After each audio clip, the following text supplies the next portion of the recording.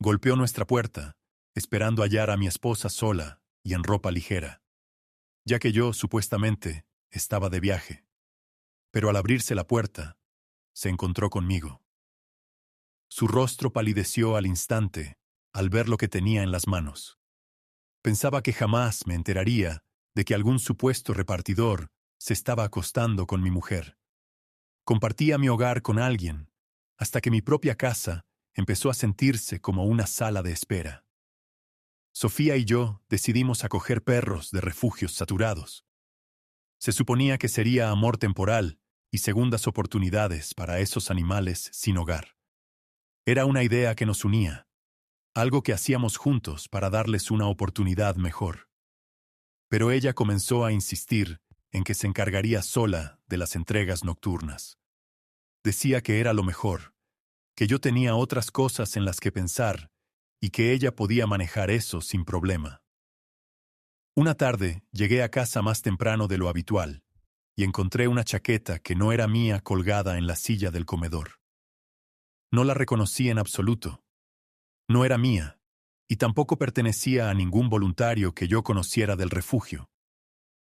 Cuando le pregunté a Sofía qué era eso, ella dijo rápidamente que un mensajero había pasado por allí para dejar algo relacionado con el negocio de los perros. Lo único extraño en todo eso era por qué un mensajero se quitaría la chaqueta después de la entrega. ¿Entró a tomar un té o algo así? Cuando le pregunté a mi esposa sobre eso con más detalle, ella no me dio nada claro excepto, bueno, eso pasa. Su respuesta fue breve y no explicaba nada. Después de ese día, ella empezó a reorganizar el horario de las entregas para que yo no estuviera en casa durante ciertas horas.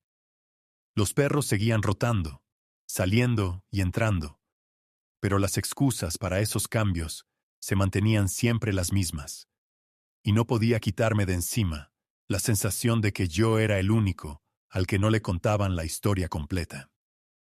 Esos indicios extraños seguían apareciendo de vez en cuando, pero me convencí a mí mismo de que era improbable, de que no podía ser. Ella es leal. Esa es la razón, me decía una y otra vez. Me estaba engañando a mí mismo y lo sabía en el fondo. Inventaba razones para justificar lo que veía. Quizás estaba sobrecargada con las obligaciones del negocio de los perros, que todo eso pasaría con el tiempo, que se desvanecería como otras cosas pequeñas en nuestra vida. La molestia era leve al principio, solo una inquietud interna que intentaba ignorar. Me cuestionaba si estaba inventando problemas donde no lo sabía. Después de todo, nuestra relación había sido buena durante años. Habíamos construido una vida basada en la confianza y en proyectos comunes como este de los perros. Sofía siempre había sido la que traía ideas nuevas, y yo la apoyaba porque quería verla feliz y porque eso nos mantenía unidos. Sin embargo, ese incidente con la chaqueta me dejó con una sensación que no desaparecía fácilmente. No era solo una prenda olvidada en la silla. Representaba la posibilidad de que Sofía estuviera ocultando algo importante en nuestra vida juntos. Pero yo lo ponía en segundo plano. No quería crear conflictos innecesarios ni romper la paz que teníamos. Pensaba que era mi imaginación jugando malas pasadas y que todo seguiría normal. Con el paso de los días, aunque no lo admitía abiertamente, esa duda se volvió parte de mi rutina mental. Me mantenía calmado por fuera, como siempre, pero por dentro había una frustración escondida que crecía despacio. Me preguntaba por qué insistía tanto en estar sola en esas entregas nocturnas. ¿Qué era lo que realmente pasaba durante esas horas? Me respondía a mí mismo que era para el bien de los perros, que ella estaba dedicada al negocio y que yo debía confiar. La gravedad de la situación radicaba en que si mis sospechas tenían algo de verdad, entonces todo lo que habíamos construido juntos se pondría en duda. El hogar, el trabajo con los animales, la pareja que éramos. Pero yo prefería creer que no era así. Prefería pensar que era una fase pasajera y que Sofía nunca me traicionaría de esa manera. Aún así, la casa ya no se sentía igual. Entrar y ver esa silla me recordaba el momento, aunque intentara no mirarla. El sentimiento de que algo no encajaba se instaló en mí de forma tranquila pero persistente. Era como si estuviera esperando una explicación que no llegaba. No quería admitir que eso me afectaba tanto. Después de todo, éramos una pareja que había superado otras dificultades. Los perros eran prueba de nuestro compromiso. Pero ahora, con estos cambios en cómo manejaba las cosas, me sentía excluido de una parte de nuestra vida. Aún así, me repetía que era temporal y que mi frustración era injustificada. La lealtad de Sofía era lo que más valoraba, y no iba a dudar de ella por una chaqueta y unas excusas. Esa era la situación en ese momento. Me sentía en control, pero con una inquietud que no se iba. Y eso era solo el comienzo de algo mucho más grande, que cambiaría todo para siempre. ¿Alguna vez has abierto una puerta que ya no se puede volver a cerrar? Sofía empezó a decir que había alquilado un pequeño estudio de fotografía al otro lado de la ciudad. Lo hacía, según ella, para tomar fotos mejores de los perros que acogíamos. Fotos más profesionales, más luminosas, que ayudaran a que encontraran familia más rápido. Era una explicación razonable. El negocio dependía mucho de las imágenes, y ella siempre había sido la que manejaba esa parte. Yo me ocupaba más de los contactos con los refugios, de los traslados, de los veterinarios. Ella se encargaba de la parte visible, redes, fotos, mensajes a posibles adoptantes. Un día decidí sorprenderla. Compré 2 cafés para llevar y conduje hasta el estudio. Era una tarde cualquiera, sin nada especial. Solo quería verla un rato, entregarle el café, charlar 5 minutos sobre los próximos perros que llegarían. Nada más. Cuando llegué, la puerta principal estaba cerrada con llave. Las luces del interior estaban apagadas. Me pareció extraño, pero pensé que tal vez había salido un momento. Di la vuelta al edificio y miré por la ventana lateral. Allí estaban. 2 vasos de café sobre la mesa pequeña, un ramo de rosas rojas bastante grande, el abrigo de Sofía tirado sobre el respaldo de una silla y, justo al lado, una chaqueta de hombre. No era mía. No era de ningún voluntario. Era una chaqueta cara, de lana oscura, que yo nunca había visto. Me quedé quieto un rato. El corazón me latía fuerte, pero no entré en pánico. Solo observé. Luego volví al coche, me senté y esperé. Pasaron 43 minutos. La vi salir. Venía sonriendo, con esa sonrisa amplia que ponía cuando algo le salía muy bien. Llevaba el móvil en la mano y parecía contenta, casi eufórica. Cuando giró la cabeza y me vio dentro del coche, la sonrisa se le borró en un segundo. Se quedó paralizada un instante. Después caminó rápido hacia mí. ¿Qué haces aquí?, preguntó antes de que yo abriera la boca. El tono era seco, casi agresivo. Te traje café, dije, levantando la bandeja de cartón. Pensé que te gustaría. No era necesario. Estoy ocupada. También es mi trabajo, Sofía. Los perros son de los dos. Ella cruzó los brazos. No hace falta que vengas sin avisar. Esto es mi espacio. Lo alquilé para trabajar tranquila. Le miré a los ojos. Quiero ver el estudio. No es buen momento. ¿Por qué no? Porque estoy en medio de una sesión. Hay que recoger cosas, ordenar. No está presentable. Insistí. No grité. No levanté la voz. Solo repetí, calmado. Quiero entrar ahora. Ella suspiró, como si yo fuera un niño terco. Sacó la llave, abrió la puerta y entramos. El lugar estaba vacío. No había nadie más. Los vasos habían desaparecido. Las rosas ya no estaban. El abrigo de ella seguía allí, pero la chaqueta de hombre no. La mesa estaba limpia. Ni rastro de lo que había visto por la ventana. Miré alrededor. Todo en orden. Demasiado en orden. ¿Contento?, dijo ella con los brazos cruzados otra vez. Ya viste, no hay nadie, solo yo trabajando. No contesté de inmediato. Caminé despacio por el estudio. Miré la papelera, vacía. Miré debajo de la mesa.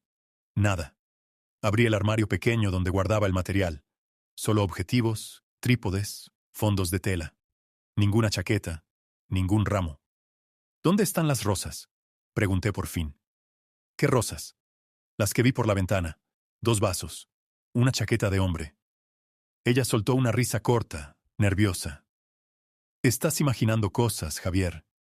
Había un ramo que me regaló una clienta porque adoptó a 2 perros la semana pasada. Lo tiré porque se estaban marchitando. Y los vasos, no sé, tal vez eran míos. A veces me traigo 2 cafés y me tomo uno más tarde. La miré fijamente. No mientas. No estoy mintiendo. Estás paranoico. Últimamente ves fantasmas en todas partes. No respondí. Solo me quedé allí, en medio del estudio vacío, sintiendo cómo algo dentro de mí cambiaba de lugar. No era rabia todavía. Era otra cosa. Más fría, más clara. Salimos en silencio. Ella cerró con llave. En el coche no hablamos. Cuando llegamos a casa, se fue directo al baño y cerró la puerta. Yo me quedé en el salón, sentado en el sofá, mirando la pared. Esa tarde entendí una cosa. Ya no podía seguir convenciéndome de que todo era normal. Lo que había visto no era un malentendido. Era real.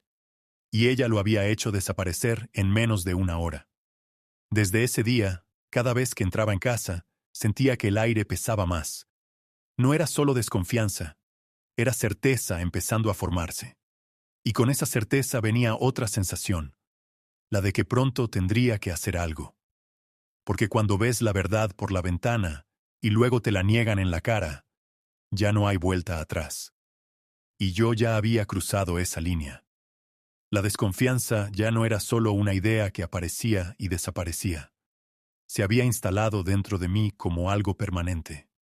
No gritaba, no me hacía temblar las manos. Solo estaba ahí, constante, obligándome a mirar con más atención lo que antes pasaba desapercibido. Empecé a revisar cosas pequeñas, no porque quisiera espiar, sino porque necesitaba entender. Una tarde entré al almacén donde guardábamos la comida de los perros. Era un cuarto pequeño detrás de la cocina, con estanterías metálicas llenas de sacos grandes y paquetes de muestra. Llevábamos años comprando al por mayor para que saliera más barato y pudiéramos mantener el precio bajo para los adoptantes. Siempre había sido así. Abrí uno de los sacos nuevos para comprobar el peso y vi que faltaban varios paquetes de la marca Premium, la que usábamos para fotos y para los perros más delicados. No era un error de conteo. Alguien los había sacado. Conté otra vez. Faltaban 5 paquetes completos. Cada uno valía bastante dinero.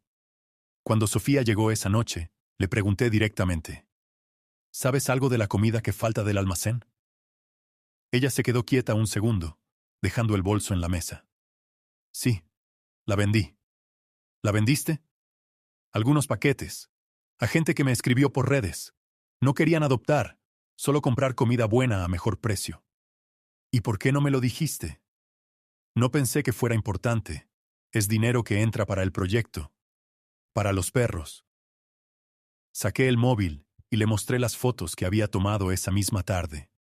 Los estantes con huecos visibles. Los recibos de transferencia que encontré en la carpeta compartida de la cuenta del negocio. Eran pagos pequeños, pero constantes.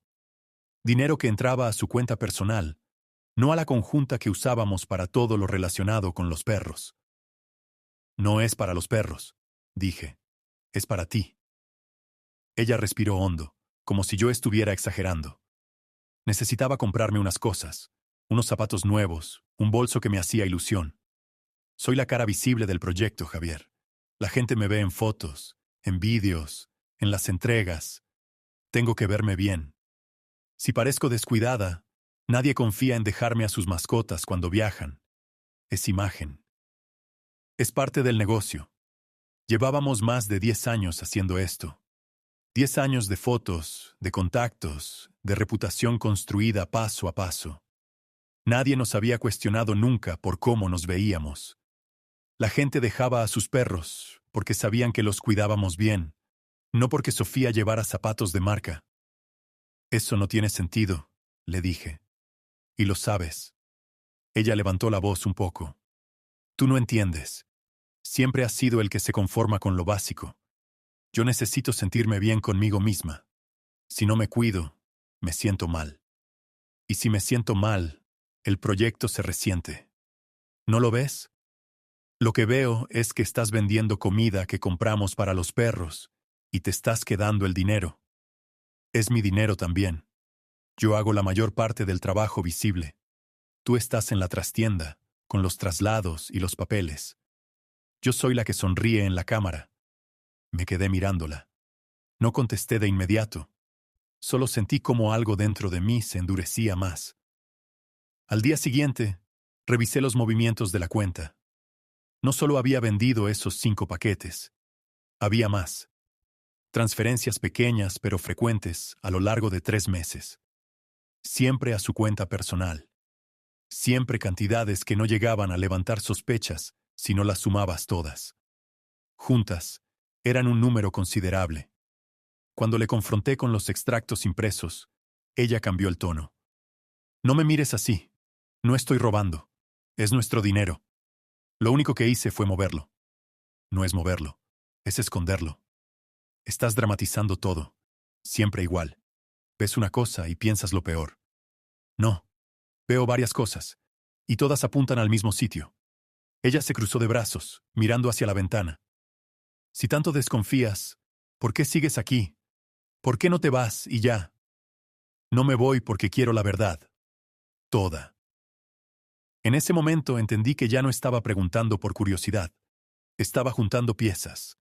Cada respuesta evasiva, cada excusa, cada cambio de tema me daba más claridad. No era solo la comida, era el patrón, el estudio vacío, la chaqueta desaparecida. Juntos. En cómo habíamos empezado esto de juntos. En cómo habíamos empezado esto de los perros con ilusión real. En cómo ella siempre había sido la que brillaba más en público. Y en cómo, poco a poco, yo me había convertido en el que quedaba atrás, en el que no preguntaba demasiado. Pero ya no iba a quedarme callado. Al día siguiente, hice algo que nunca había hecho. Empecé a guardar todo.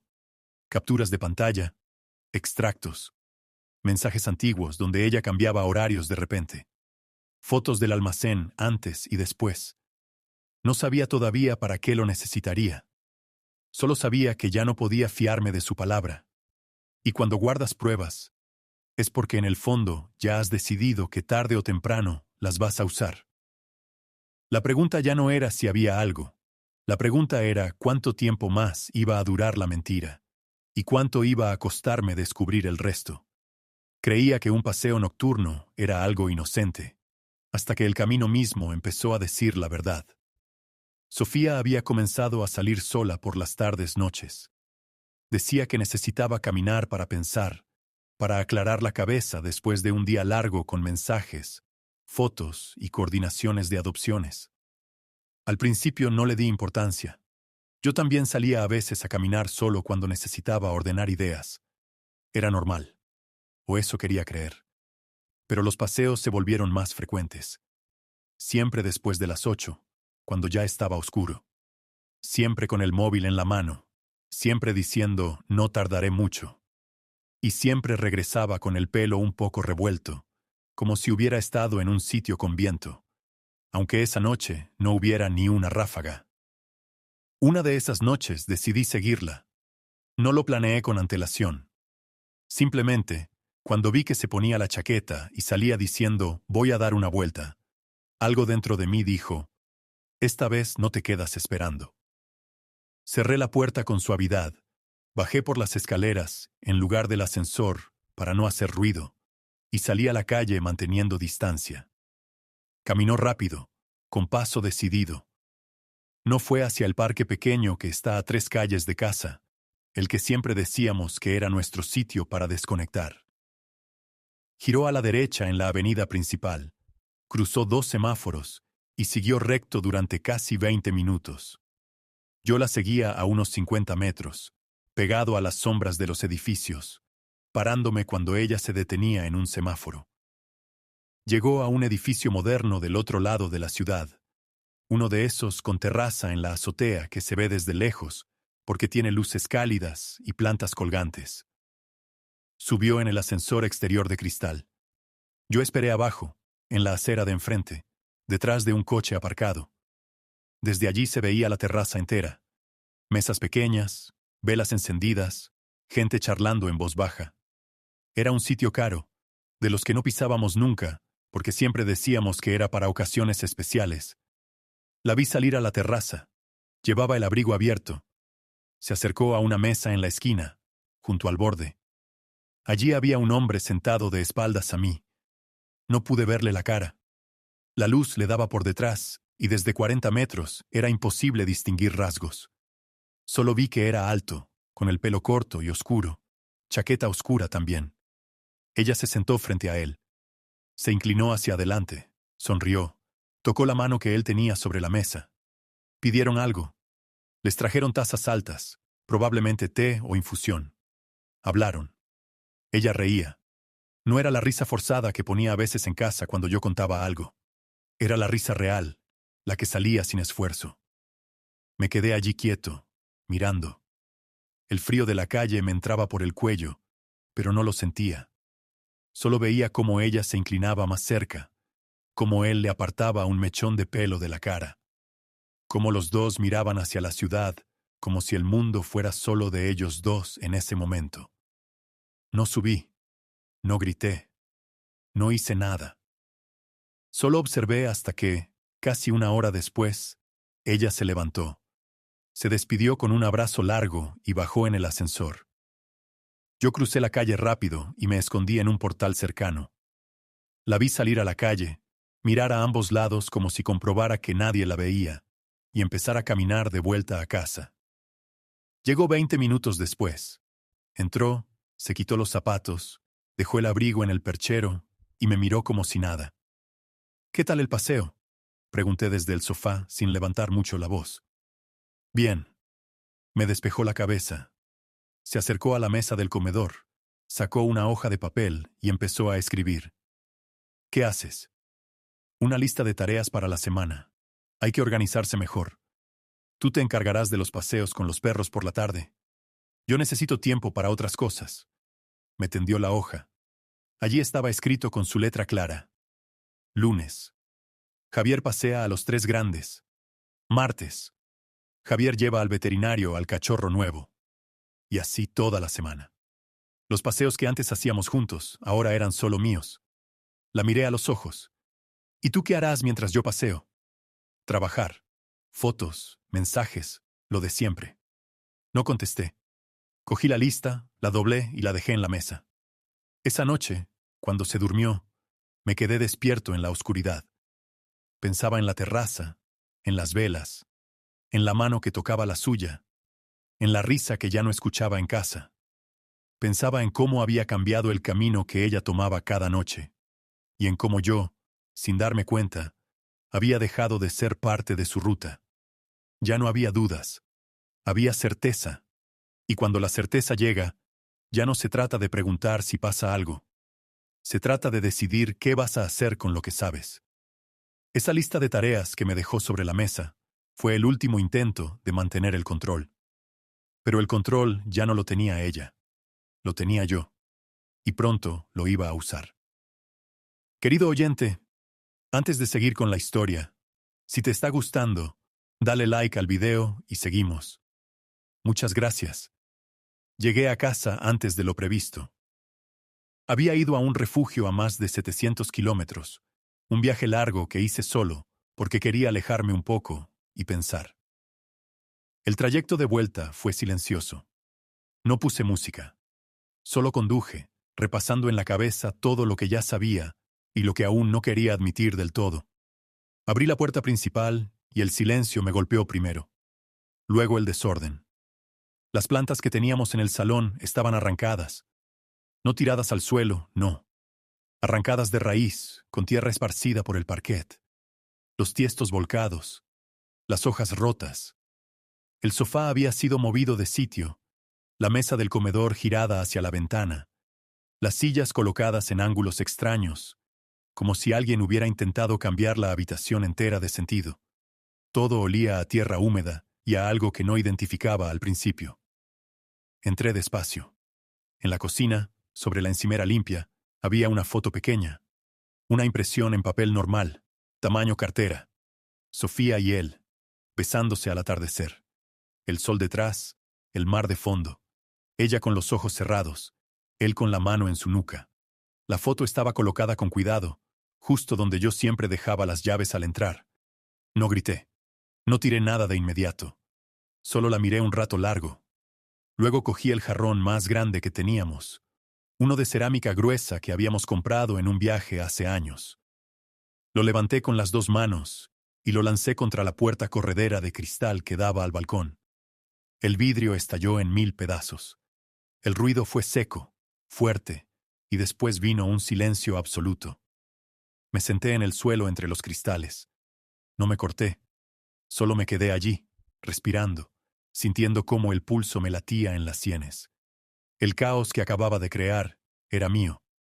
Lo necesitaba, porque el que había dentro de mí desde hacía semanas ya no cabía en silencio. Entonces sonó el timbre. Me levanté despacio. Caminé sobre los cristales con cuidado. Abrí la puerta. Era él, Mateo, mi amigo de toda la vida. El mismo con el que jugaba de niño en el patio, el que me ayudó a mudarme cuando empezamos con Sofía, el que siempre había estado un paso por delante en todo. Estudios, trabajo, dinero, seguridad. El que ahora estaba allí, con un ramo de rosas en la mano, mirándome como si acabara de ver un fantasma. Se quedó paralizado. El ramo se le cayó al suelo. Las rosas rodaron entre los cristales. No dijo nada al principio. Solo miró el desastre del salón, la tierra, los tiestos rotos, el vidrio esparcido. Yo tampoco hablé de inmediato. Solo señalé con la cabeza hacia el interior. Entra, dije con voz baja. Mira bien. Esto es lo que pasa cuando alguien se mete en mi familia. Entró despacio, como si pisara terreno minado. Cerré la puerta detrás de él. El ramo quedó fuera, olvidado. ¿Cómo lo supiste?, preguntó por fin, sin mirarme a los ojos. No importa cómo, lo sé, y tú lo sabes. Se pasó la mano por la cara. No esperaba que te enteraras así, no de esta forma. ¿De qué forma esperabas que me enterara, Mateo? ¿Con una nota? ¿Con una llamada tuya diciendo, lo siento, hermano, pero tu mujer y yo? No fue planeado. Simplemente pasó. Pasó, repetí yo, sin tono. Claro, pasó. Miró alrededor otra vez. La foto seguía en la encimera. La vio. Se acercó un paso, como si quisiera tocarla, pero se detuvo. Javier, escúchame. Podemos hablarlo, como siempre hemos hablado las cosas. No hay nada que hablar. Ya hablé con ella. Ya vi lo que necesitaba ver. Y ahora te veo a ti aquí, trayendo rosas a mi casa. En ese momento se abrió la puerta de servicio, la que daba a la cocina desde el pasillo trasero. Sofía entró. Llevaba una bolsa pequeña, como si hubiera salido a comprar algo rápido. Cuando nos vio a los dos allí, en medio del desastre, se quedó quieta. Sus ojos fueron primero a mí, luego a Mateo, luego al vidrio roto, a la tierra, a la foto. No dijo nada. Solo dejó caer la bolsa. Un par de limones rodaron por el suelo. Yo miré a los dos, uno frente al otro. Mi mujer y mi mejor amigo desde la infancia. Los dos que habían decidido que yo no era suficiente. Sentaos, dije, señalando el sofá que seguía torcido. Los dos. Ahora. Ninguno se movió al principio. He dicho que os sentéis. Sofía fue la primera. Caminó despacio y se sentó en el borde del sofá, con las manos apretadas en el regazo. Mateo la siguió, pero se quedó de pie un segundo más, como si aún buscara una salida. Cuando los dos estuvieron sentados, uno al lado del otro, miré la escena. No sentí rabia explosiva. Sentí algo más frío, más definitivo. Miradme bien, dije. Esto que veis aquí no es un ataque de celos. Es el final de la mentira. Mateo intentó hablar. Javier, por favor. Somos amigos desde... Cállate. Lo corté sin gritar. Ya no somos nada. Sofía levantó la vista. Tenía los ojos húmedos, pero no lloraba todavía. No quería que terminara así, murmuró. Pues ya terminó. En ese instante, entendí que no había marcha atrás. Lo que había empezado con una chaqueta en una silla, con un estudio vacío, con una lista de tareas impuesta, con una terraza iluminada por velas, ahora estaba aquí, en mi salón destrozado, con los dos culpables sentados frente a mí.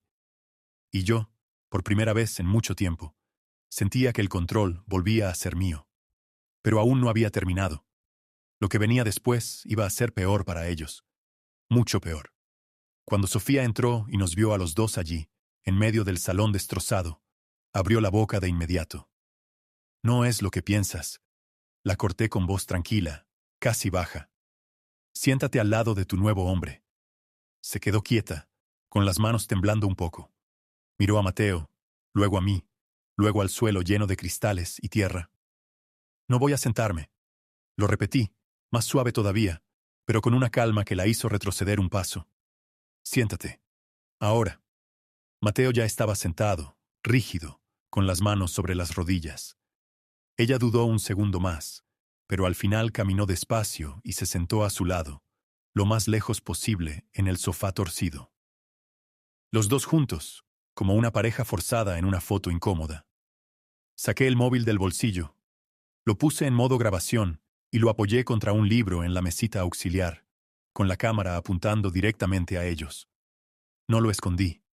Quería que lo vieran. Sonreíd, dije. Hacéis una pareja muy bonita.